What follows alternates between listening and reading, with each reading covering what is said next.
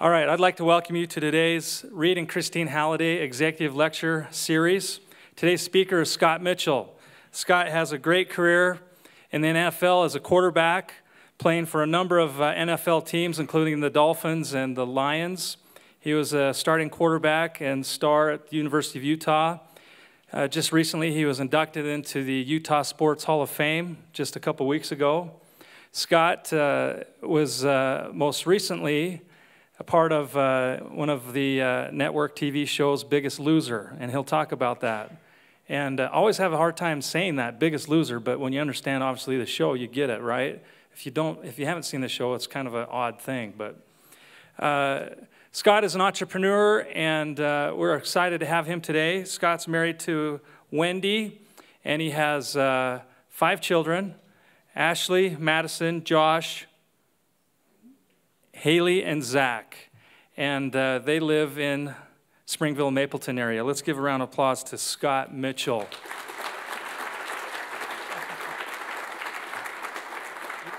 So can I walk around? Okay, perfect.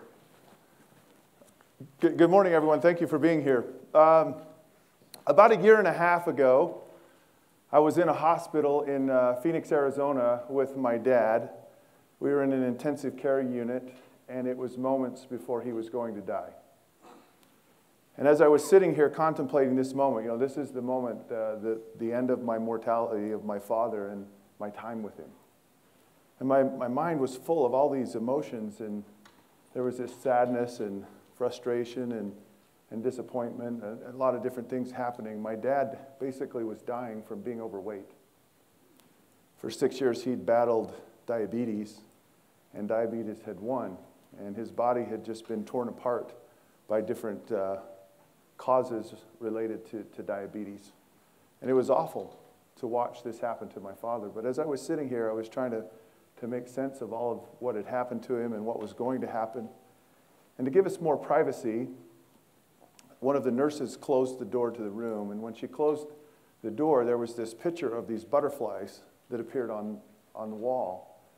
And when I looked at the butterfly, it all just hit me what was happening.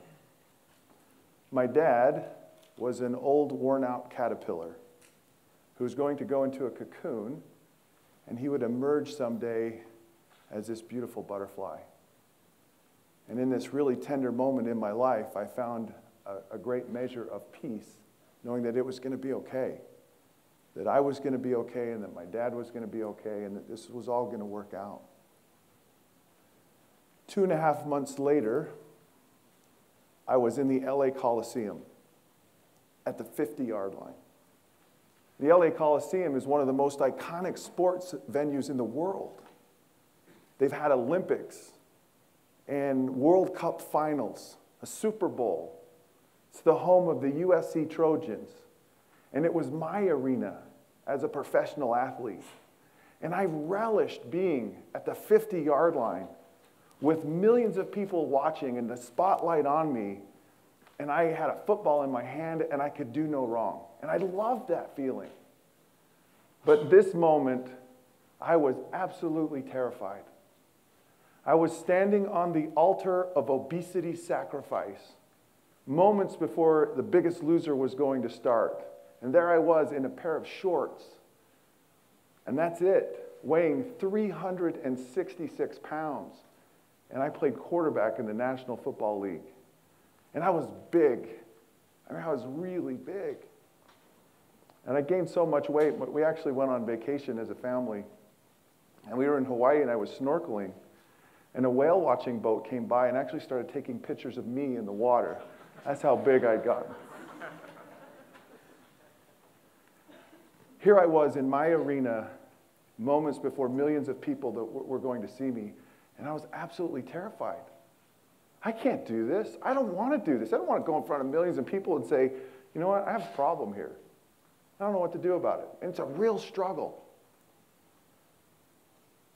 And I sat there for a moment, and I thought back in my life through a lot of the experiences that I've had, and I realized something. And it reminded me of when I learned how to fly an airplane.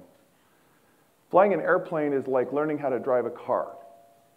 You go with an instructor, they teach you maneuvers, And then later on, you have to perform these maneuvers in front of a certified flight instructor who signs you off and you become a pilot.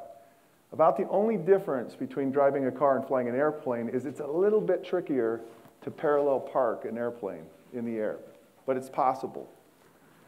So I was flying and I was learning how to do this, and my instructor said, okay, you've learned this, now go do it on your own. I said, what do you mean go do it on my own? He says, yeah, you just go out and you fly by yourself. And I'm like, I'm going to go practice all of these maneuvers by myself. He says, well, yeah. So the first maneuver I start to do is called a stall.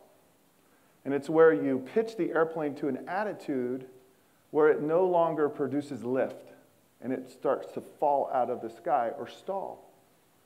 And if you're not coordinated with your stall, you can actually have one wing that no longer produces lift and the other one that does.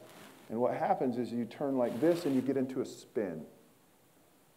So I practice this maneuver. I do it my first time by myself in an airplane, and I get in a spin by myself. And I'm 4,000 feet above the ground, spinning to the earth. I'm like, how do I get out of this? And in that moment, just like when I was standing on that altar, I said, I know how to do this. I know the secret to this. And I just calmly said, okay, here's what you do. Pulled back on the throttle, gave opposite rudder, pulled out, and I came right out of this spin. Today, I'd like to share with you how to pause for a moment, how to go into a cocoon, and how to change and transform your life like the butterfly. And the great thing about it is you don't have to die like my dad did to do that. We can make this transformation. We can get out of these tailspins. We can deal with being in front of millions of people facing our biggest fears with a very simple formula. When I first got on the show, The Biggest Loser, they said, you got to figure this out. So I said, okay. So I started to hike in the mountains. And that was how I started to figure all of this out. If any of you have ever watched the show MASH, where they have the outside scenes in all the mountains, that's actually where I was. I literally hiked to the actual site of where they filmed the TV show MASH several times. And that's where the television show The Biggest Loser was filmed. But as I would hike every morning, I would think about my relationships, think about my life and my experiences, and kind of put it all together. And I'd write in a journal about something I was thinking about that day, and I'd hike and I'd think about it. And this went on for about a month. And about a month into this, I just said, I've had enough. And as I was hiking one morning, I just sat out on the trail and I started to cry. In fact, I started to sob uncontrollably. And I was like, I don't like my life. And I felt like I'd been this disappointment. I've been divorced. I've lost my job. I've been fired from my job. Twice fired. I didn't win a Super Bowl. I'd gained all of this weight. I didn't feel like my childhood was really what everyone else in my neighborhood's childhood was. It wasn't perfect. My parents struggled in their relationship together, and we struggled as a family. And I felt like we were odd and abnormal. And as I went through all this, I just said, I don't want to do this. This hurts too much. And I said, I'm going to quit. I'm going to leave. I don't want to do this. And as I sat there contemplating how I was going to pack my bags and sneak off the set of The Biggest Loser without anyone knowing, this voice came into my head. And it said, if you quit, you'll live with this for the rest of your life. Find a way to get up one more time. You know, I'm tired of getting up one more time. Every time I get up, I seem to fall back down again. I really don't want to get up one more time. I'm tired of hearing all of this stuff. Get up one more time. Just keep going. You can do it. And literally, the voice came back into my head and said, find a way to get up one more time. If you quit now, you will have to live with this for the rest of your life. And I knew it was right, so I got up. I muttered through the rest of that day, and the next morning as I woke up, this is where it all changed. As I was lying in my bed, thinking about the day before, I realized that I built my strength on a foundation of failure. I was looking at all the things in my life as there was something wrong with me. I wasn't complete. I was broken. And actually, I was more complete. I realized that when I lost, it just gave me more determination to keep fighting. I learned how to love. I learned persistence. I learned all of these great traits through all of the struggles that I've had in my life.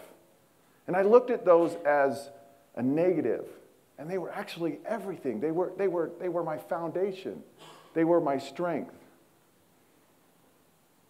In our lives, it's so hard to learn to love the things that we hate. Exercise, it hurts. You sweat. It's painful. It's not really fun when you're overweight. A lot of times it's not really fun when you're not overweight. How can that be good for you? But chocolate cake? Oh my goodness. That tastes so good. It's amazing. How can chocolate cake be so bad for you? And it's learning to love those things about ourselves that we see as the failure. That our strength is built on a foundation of failure. And it's learning to identify that. Revolutionary War was won in 1776. Wasn't it Yorktown when they pinned in Cornwallis? They didn't win a battle all year. A bunch of farmers being chased around by a professional army. They were getting their butts kicked at every turn. Even some of their countrymen were like, why are we having this revolution anyways? The loyalists, they're like, what? Why? And it was in that time when they learned how to win through losing. They got their resolve. It didn't consume them, it refined them. So, first thing, foundation of strength is built on failure. The next thing, Apollo 13, I love the space program and all that stuff. Apollo 13, Houston, we have a problem. And the answer to the problem was, don't guess at solutions here, people. Work out the problem. In our society today, we're really too hooked on, I need a pill. Give me a surgery. Let me go talk to somebody. And we want a shortcut. I want to go to fast food because it's so much more convenient. I don't even have to get out of my car. In fact, when I go into a convenience store, I go and I'm within arm's length of like every addictive substance available to man. Go look. Go to Maverick. Go to 7-Eleven. Alcohol, nicotine, sugar. So addictive. Trust me. We got to learn how to work and work out the problem. I was a little boy, and I loved to play baseball. I loved it. I was big, too. And I'd stand on the mound as a pitcher. Kids would come up to bat, and they'd start to cry. And then I'd start to cry because they were crying, because I knew why they were crying. And they were crying because I threw it hard, but I didn't know where it was going. And most of the time, it hit them. And it didn't matter how far back they stood, I still hit them. I hit one kid in the nose. I broke his nose. He had 2 black eyes. They had to take him to the hospital. I felt terrible. But I love baseball. So I went out in my backyard. We had a shed. And I drew a picture of a catcher's mask and the outline of a batter in black magic marker. And I paced off the distance of the mound, and I sat there for hours throwing a baseball until I could get it in my mind that I wasn't going to hit the batter. And quite frankly, that's what was in my mind, was don't hit the batter, don't hit the batter, don't hit the batter. Oh, hit the batter again. Instead of just focusing on my target, instead of just working the problem out. I learned how to work. There's just a process of you just have to work at things. And you have to work at things that you're not good at. My youngest son, he started playing those video games. He says, here, Dad, will you get me past this level? I can't do it. I said, no, figure it out on your own. And he did. And I said, doesn't that make sense? Doesn't that help you out to learn it on your own, to figure it out, to work through the problem? I want to share with you something else that I learned how to do and to work at. And really, it's about my mind and your mind. Whatever you think, you're right. Whatever you think, you're right. Greatest tool ever designed was your brain. Amazingly powerful what it can do. I coached high school football. Here I came back to Utah, being this former national NFL football player, coaching my high school team, and everyone expected us to win every game.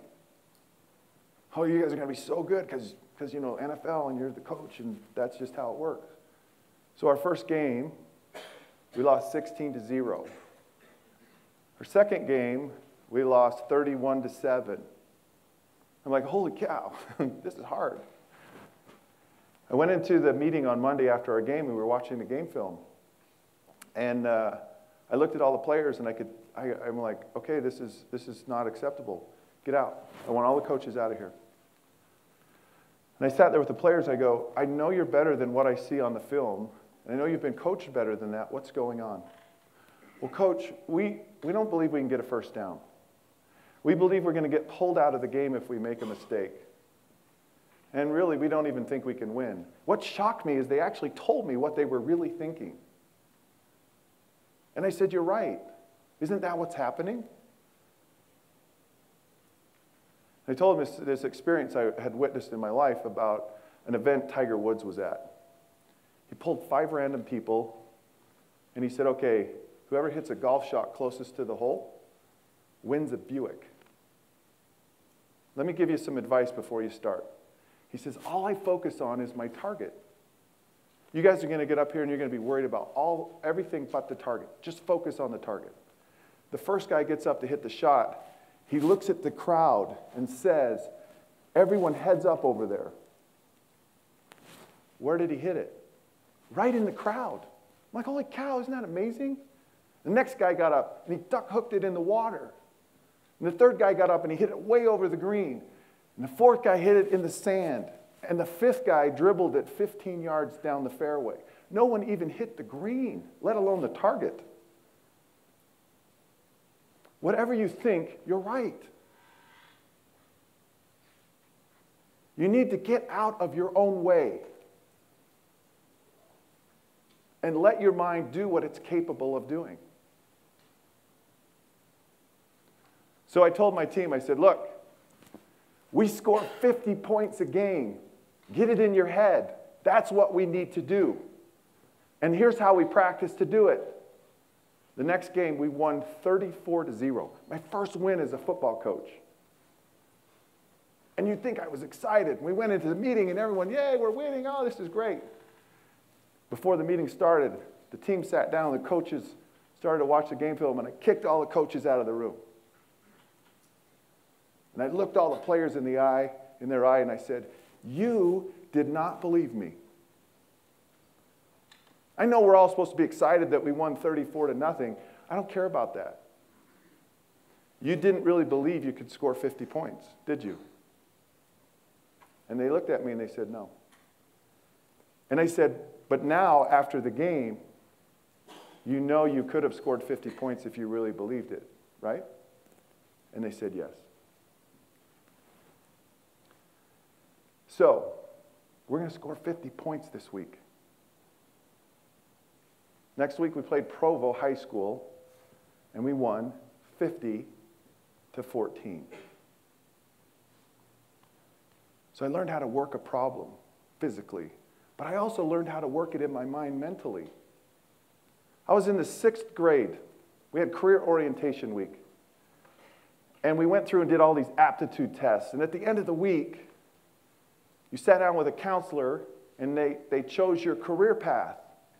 So the counselor looked at me and he said, okay, based upon your test results, you're most likely to become a garbage man or a mortician. What would you like to do? I go, I can't even take my own garbage out, let alone be a garbage man for everyone. Garbage man, really? He said, pick a profession that you really can do. I was in the 6th grade. I want to be a professional football player, is what I told him. He said, nobody from Springville, Utah has ever been a professional football player. Why don't you pick something that you can really do? So I sat there for a minute. I thought, okay, maybe I should say doctor, lawyer. My mom's here. She'll be impressed with that. And I can get out of here. But I had a very clear moment as a young boy. And I said, no.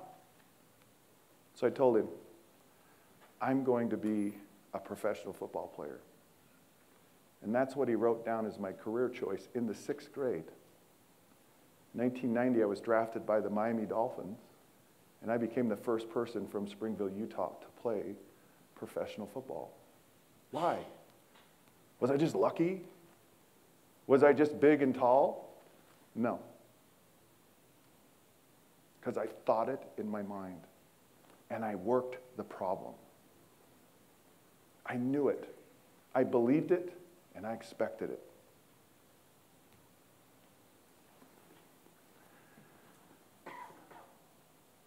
About 5 years ago, I was in the Salt Lake Airport, and I'd come to Utah, I think I was living here. And I was leaving at 7:30 in the morning. Coming down the corridor was my best friend in college. Hadn't seen him for 15 years. We used to be inseparable. We had all of our classes together. We socialized together. He knows everything about me. I know everything about him. And we aren't friends anymore. And we had a falling out. And it was rather painful. And here this morning, I was in the airport, and I see him, and I'm like, I'm going to go say hello. It's been 15 years. So I turned, started chasing him down the corridor. And I'm running after him. He doesn't know I'm there. And I get right next to him, and I go to reach out my hand to stop him and say hello. And right before I touched his shoulder, I said, if you do this, you're going to open up that toxic relationship again. And I removed my hand, and I walked away. We were inseparable. He was my best friend. But I knew that opening up that relationship again would not be in my best interest. For 4 years, as a Miami Dolphin, I never played.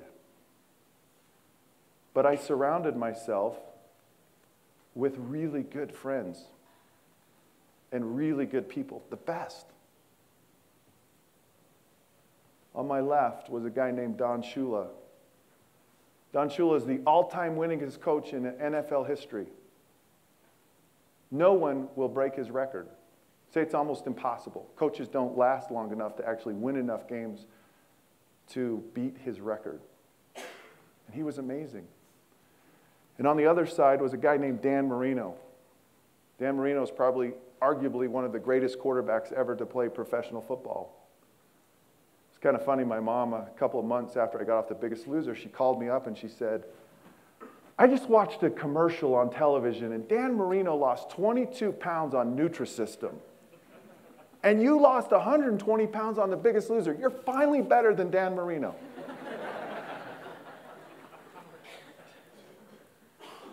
A couple of years before that, she called me and she said, you're not going to believe what happened today. I was in church. This family showed up. They had a bunch of boys. The mom introduced her boys after church was over, and they said, this is our oldest son, Daniel Scott. And we named him after Dan Marino, my husband's favorite quarterback. And then Scott Mitchell, because he was at the University of Utah when we were there. And so my mom's telling me the story. I said, Mom, how come I got the middle name? My mom says, because Dan Marino was better than you. So my mother speaks the truth. So here was Dan Marino and here was Don Shula. And I was, well, really, the real reason I was between them is because they had really big egos and they just couldn't sit close enough to each other. So there was a space in between them and they made me sit there. But it was really an amazing experience.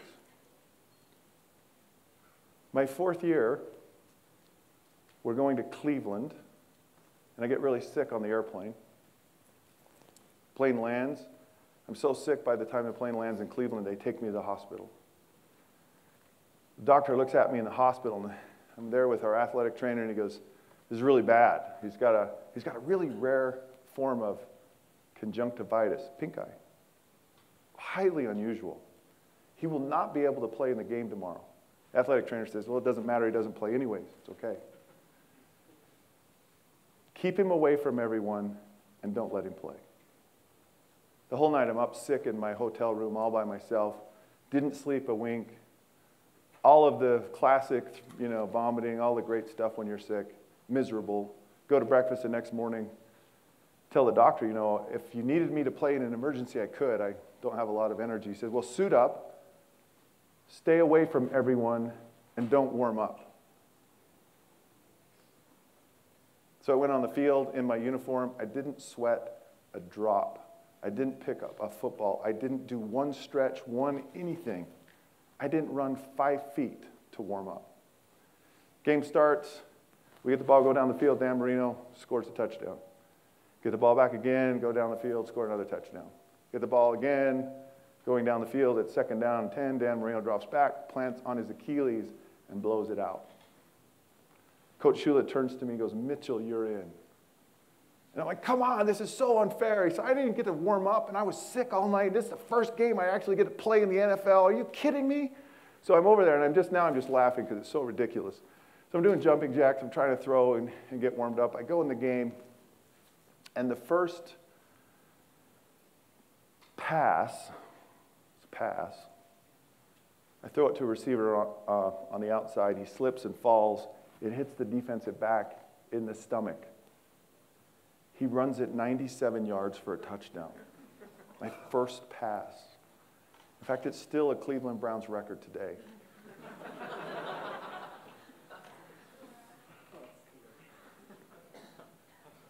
We go in at halftime. Coach Shula stands up. Everything's going to be okay. I look around and my teammates are like, no, it's not. Everything is not going to be okay. I go out right before we start. I get in the huddle. I said, don't worry about me. Just do your job. We'll be fine.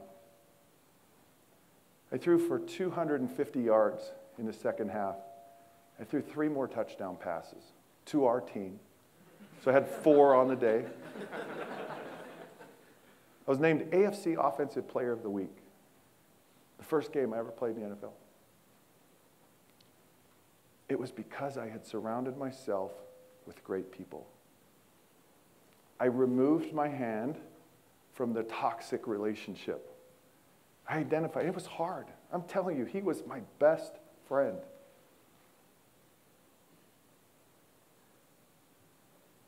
The people you surround yourself with, your friends, have such an impact on your ability to change, to get out of the tailspin, to do the impossible, to find the greatest success in your life. If you look around, there's billions of people on this earth. We're not here to be alone.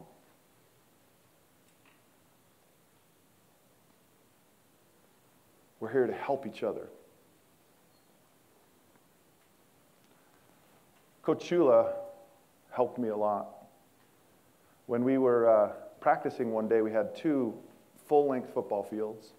The defense was practicing all the way on one end of one field, and Coach Shula had sent the quarterbacks and a couple of receivers to the opposite side of the practice facility. And we were practicing some new routes we were going to put in a game.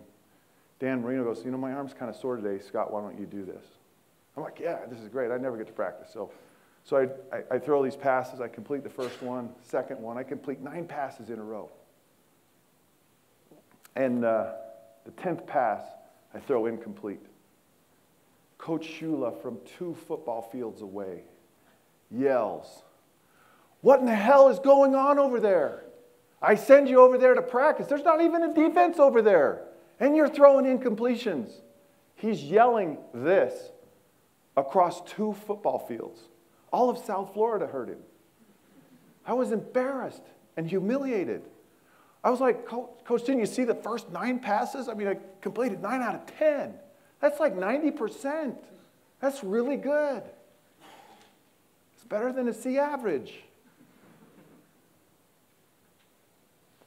I didn't get what he was saying to me. He was saying to me, I expect you, every time you touch a football, to expect to be perfect. You are okay throwing that incompletion. I know you're going to throw incompletions. I know you're going to throw interceptions. I know you're going to fail. But your mind and how you go about your performance is what I care about. I expect perfect effort. And in that moment, I realized 2 things. Well, that's really cool, right? Expect perfection in everything you do, realizing that you're not always going to be perfect. But what I got from that was so much more valuable to me was I had a friend who was willing to tell me what I needed to hear and not what I wanted to hear. We're so caught up in being popular. We're so caught up in being politically correct that we're not being honest with ourselves. Just tell you right now, I wasn't honest with myself to the point of weighing 366 pounds. Oh, I don't look too bad. 290, I'm okay. I'm just over 300. I'll get bigger clothes. I still look good. No, you're fat. You're overweight. And you need to have that honest, frank conversation, and you need to be willing to say the things that you need to hear, not what you want to hear.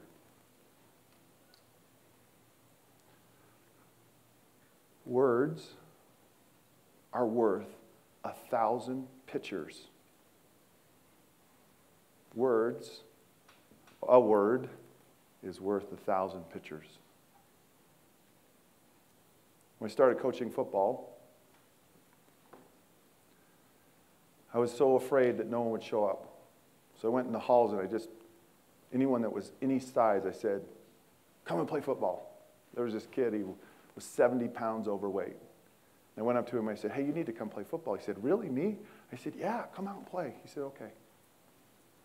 He was a junior. He hardly ever played. When we'd run conditioning after practice, he was the last one. And he was like, way last. But he never stopped. He never quit. Never stopped running. He ran every time. We had another kid. He was the first one. And when he was done, he went back and he ran and helped the guy who was the last. At the end of the season, this kid came up to me and said, Coach, I want to start next year. What do I have to do? Well, in my mind, I'm like, I'm just going to tell you right now, you're not going to start. But I said, well, okay, the first thing you need to do is you need to lose 70 pounds.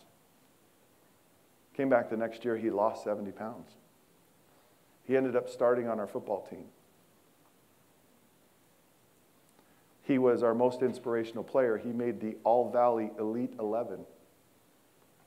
He became a team captain. When we had our banquet at the end of the season, his mom came up to me and she gave me a hug and she says, you have no idea what this has done to my son. When you asked him to come and play football, he was failing out of school. He threw up every morning because he had anxiety just to go to school. He had no friends. He had no self-worth, no self-image. His father physically and sexually abused him. and you just spoke a few words to him. And it changed his life. Hey, come and join us. It's not these grand, deep, long discussions that make the difference in our lives. It's those simple words you say to someone. I'm so glad you're here today. I value you in my life. You mean so much. You look great today. Hang in there. Come and play. Just a few simple words. Thomas Paine wrote a few simple words that ignited a revolution. Abraham Lincoln wrote a 250-word address that he was vilified for. In fact, just recently they apologized. It was arguably one of the greatest speeches ever written or spoken. The Gettysburg Address. It was a major factor in bringing our nation back together, and it was just words. We have the ability to speak words and to share and to have those true conversations as friends.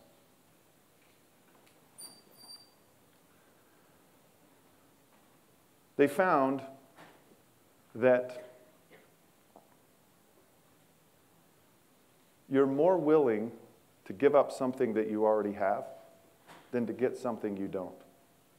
It's called loss aversion. And they studied this on the iPhone 6 when it came out, and they had 2,000 people who got the iPhone 6, and they said, how much are you willing to be paid over what you paid for this? So we would pay you what you paid plus, how much would you be willing to give your phone up? The average was $1,217. 2,000 people that didn't get the iPhone 6 that wanted it, how much would you be willing to pay over the price of the phone? $97. We're so much more willing to hold on to the things that we already have than to go out and get something we don't. And if you don't believe me, go out in nature and go see if you can take away a cub from a mama bear and see what she does. She'll fight you to the death. She will not give up her cub. I mean, mothers in general. It's this great innate thing we have. So how do we use that in our life? When I was on the show, The Biggest Loser, I lost all this weight.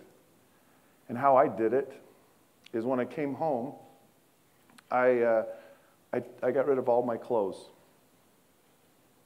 And I have one size of clothes, and that's it. That's all I have. Because before because I would gain weight and lose weight, gain weight and lose weight. So I had spring, summer, and winter, but for me it was small, medium, and really large clothes. And I said, no more. These are all the clothes I have. I'm not giving them up. I'm not getting any other clothes.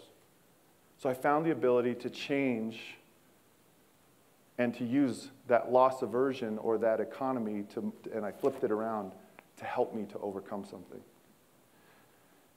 So what we have here is you got to love what you hate. You have to build on a foundation of failure. You have to work at the problem. There's just a process of working at things that you can't do. And when you find out that you can do them or you go through the process, there's this confidence that grows inside of you when you learn to do something you can't do. You need to surround yourself with great friends and be willing to remove your hand and walk away from that person that's a toxic friend and is really an enabler. And you need to be willing to take the coaching of people around you, and you need to share and have that honest conversation with yourself. And you need to flip the economy to your side and use loss aversion to your advantage. And the last thing is this. We close at 12:20? Okay.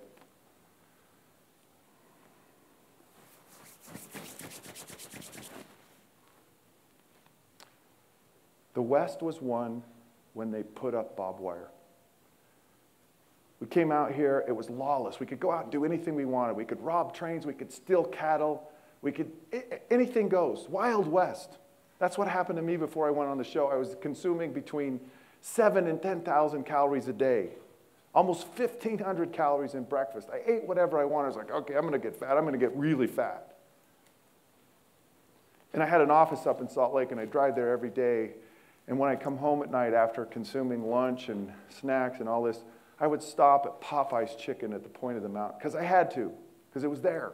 My car just went there. I don't know how it happened. It just would pull off the road. And then I'd get home, and my wife would go, "Are you hungry?" And I couldn't lie, because I wasn't really hungry, but I said, yeah, because then she'd know I was stopping at Popeye's. And I'd have dinner, 7,000 to 10,000 calories.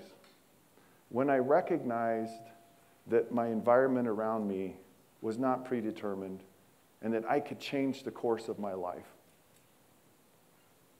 I heard this saying when I was younger, if the view from where you sit makes you feel defeat, life is full of many aisles, so why don't you just change your seat?